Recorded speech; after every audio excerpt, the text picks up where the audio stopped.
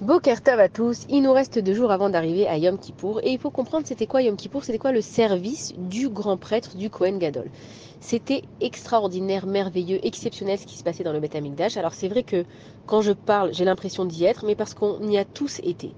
Maintenant donc le peuple il se réunissait au Beth Amikdash et c'était le grand prêtre avec les Lévi'im qui chantaient.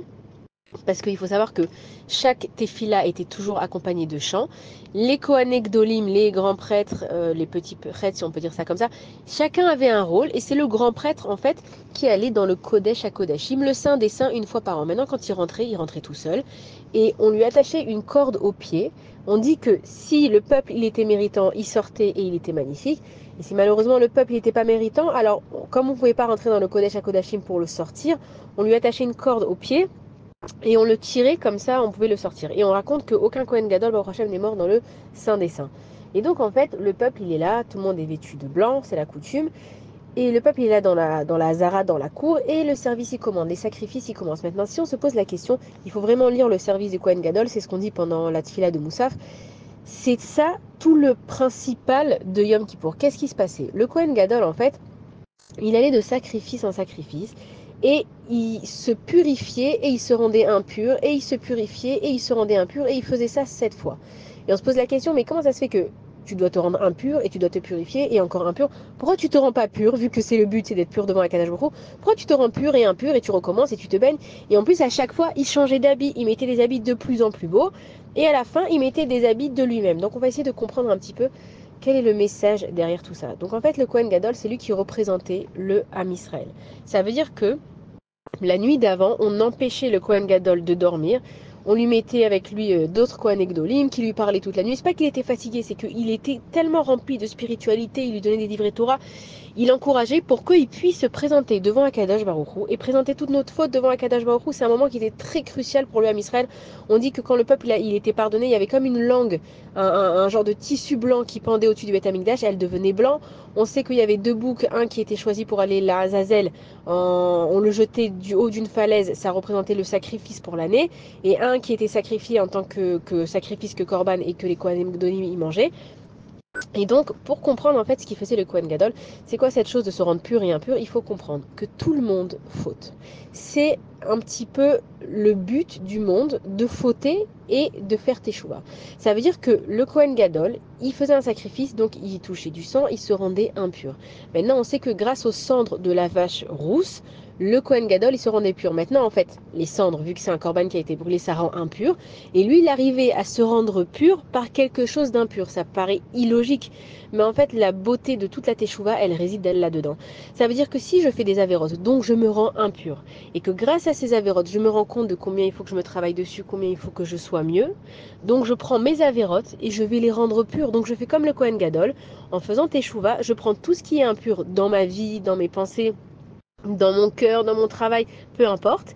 Et je les emmène devant Akadosh Baruch Hu en sacrifice. Je dis à Akadosh Baruch Hu ce que j'ai mal fait. Et donc dans la tefila, il y a tout marqué, ce que j'ai fait, ce que j'ai pas fait. Il y a tellement de fautes, la vérité, qu'on se rend même pas compte à combien des fois on peut pécher dans un petit truc. Mais il faut pas se décourager en se disant ouais moi je les ai toutes faites, de toute façon comment je vais faire. Akadosh Baruch Hu, il est là, on est là. Le jour de Kippour, c'est un cadeau merveilleux. On est là pour ça. En plus cette année c'est Shabbat. Il y a la Gdusha de Shabbat, la Neshama Yetera, c'est une année, mais ça va exploser Bezrat Hashem de Teshuvah et de bonnes nouvelles. Et donc en fait, le Kohen Gadol, il se rendait impur et il rendait pur. Et il se rendait impur et il allait se baigner et il se rendait pur. Tout ça pour dire à tout le monde, vous faites des avérotes, c'est pas grave. Et on va les réparer, on va se corriger. Et pourquoi il faisait cet aller-retour 7 fois? Il y a 7 jours dans la semaine, on le sait. Donc il était méchaper chaque jour de la semaine. Et on dit qu'il comptait aussi, quand il mettait le sang sur l'autel, il avait aussi des encens qu'il faisait brûler. Et quand il comptait, il disait 1 et 1, 1 et 2, 1 et 3. Et puis on se pose la question, pourquoi tu dis pas 1, 2, 3, 4, 5, 6, 7? Pourquoi à chaque fois tu répètes que une fois et 2 fois, une fois et 3 fois?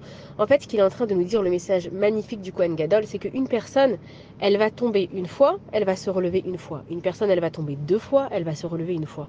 Une personne, elle va tomber 3 fois, elle va se remonter, elle va se relever une fois, etc. C'est pour dire qu'on dit tzadik, Sheva Peamim Tipol. Un tzadik, il va tomber 7 fois. Ça veut dire que, en fait, chaque fois que tu tombes, tu as l'impression que tu tombes de plus en plus profond, puisque comme tu es censé grandir, ça veut dire qu'à chaque fois que tu tombes plus.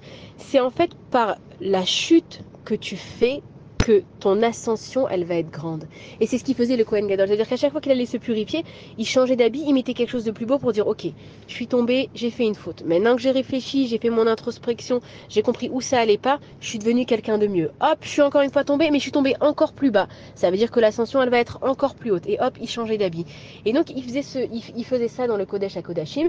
Et on dit qu'à la fin, il avait des habits en or et il sortait, en fait, à chaque fois qu'il avait fini de faire une procédure, il sortait dehors dans la cour où il y avait tous les béné Israël et il disait le Vayavor Hashem al Panav, et à ce moment-là, en fait, tout le peuple répondait Baruch Shem Kevod Malchuto Olam.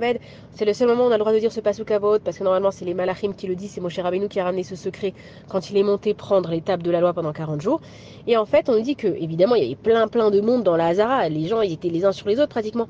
Et on dit que quand on se prosternait devant un Kadosh Baruch Hu, il y avait de la place, il y avait 1 mètre devant, 1 mètre derrière, 1 mètre à droite, 1 mètre à gauche, on était seul face à Kadosh Baruch Hu.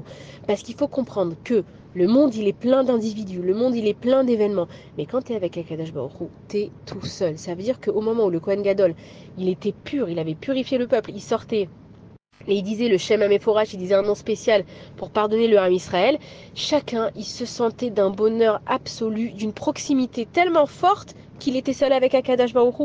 Et on dit qu'à la fin du service du Kohen Gadol, il mettait des habits qui lui appartenaient à lui et tout le peuple, il le raccompagnait chez lui, Béchalom.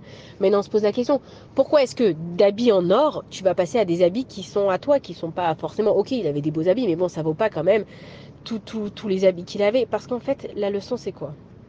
C'est qu'une fois que tu t'es fait pardonner par Akadosh Baruch Hu, tu lui as montré que tu peux être le plus saint possible. Ce qu'il veut Akadosh Baruch Hu, c'est que tu sois toi-même. Et c'est pour ça que le Kohen Gadol, il mettait ses habits à lui.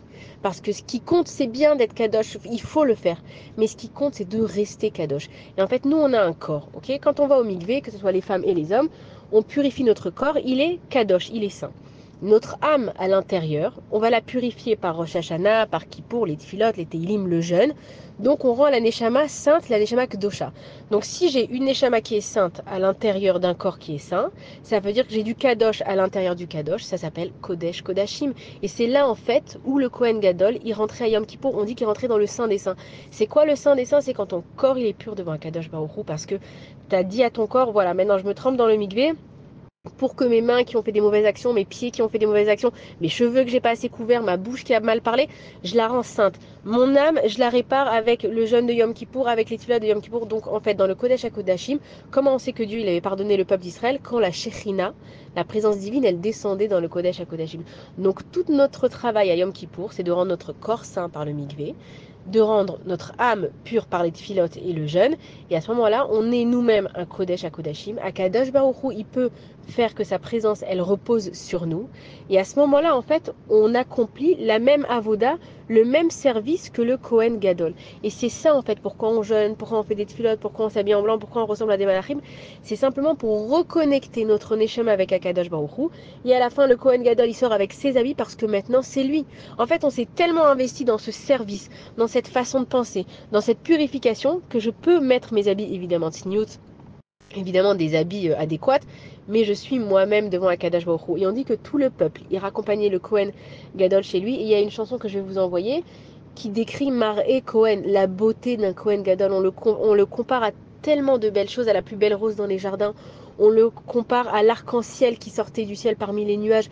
Il y a tellement de... C'était une beauté tellement grande que heureux les yeux qui ont pu voir.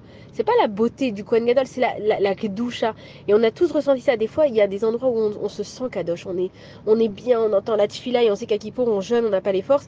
Mais quand on entend tout le peuple qui chante ensemble, on a une flamme à l'intérieur de nous que n'importe quel extincteur, il pourra jamais éteindre.